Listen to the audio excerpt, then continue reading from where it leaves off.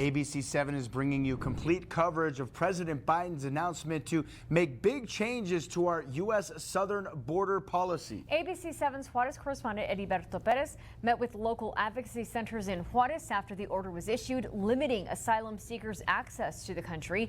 He has their response. And ABC7's Brianna Perez looks at how one El Paso shelter says they could be affected by the border and their prediction on what will happen next. But first, we want to get to the Biden administration officially announcing today it is taking executive action to shut off access to asylum for migrants who cross the U.S.-Mexico border illegally. President Joe Biden unveiled that sweeping asylum restriction at the White House. The restrictions would keep migrants from gaining asylum status when the southern border is overwhelmed. That threshold is 2,500 border encounters between ports of entry per day.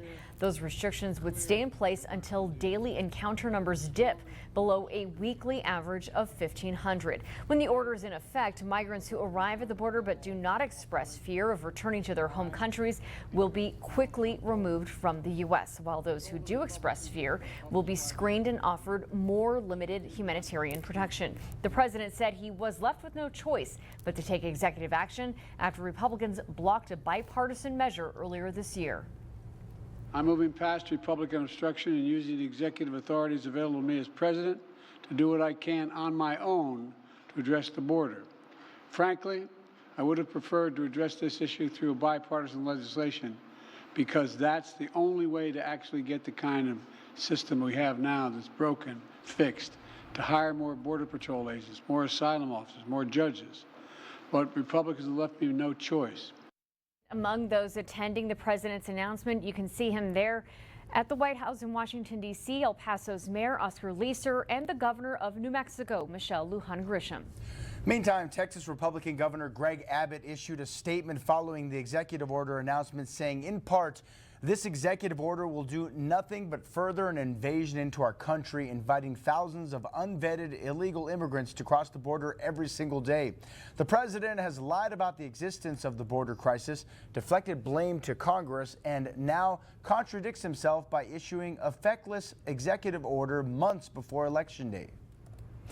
And Democratic Congresswoman for El Paso, Veronica Escobar, also released the following statement saying in part, quote, irregular migration between ports of entry has been climbing over the last decade, well before President Biden was in the White House. The reality today is that many migrants arriving at our southern border are economic migrants whom our country desperately needs, but are unlikely to ever qualify for asylum.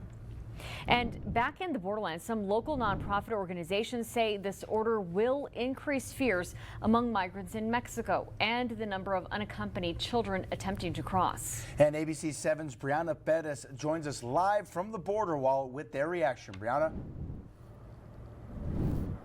Stephanie, Paul, migrants who choose to climb the border wall in areas like you see right behind me are the ones that will not be able to file for asylum, and those will be the ones under this order. But earlier today, I did speak with local shelters who say migrants may now take different measures.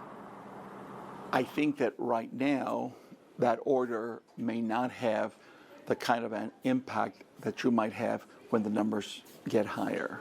Director of the Annunciation House, Ruben Garcia, says local shelters have been managing the flow of migrants in the region due to the small numbers they have seen. Still, he believes the order will be challenged in court. While the plan only applies to unscheduled arrivals at the border, migrants who make an appointment can still claim asylum.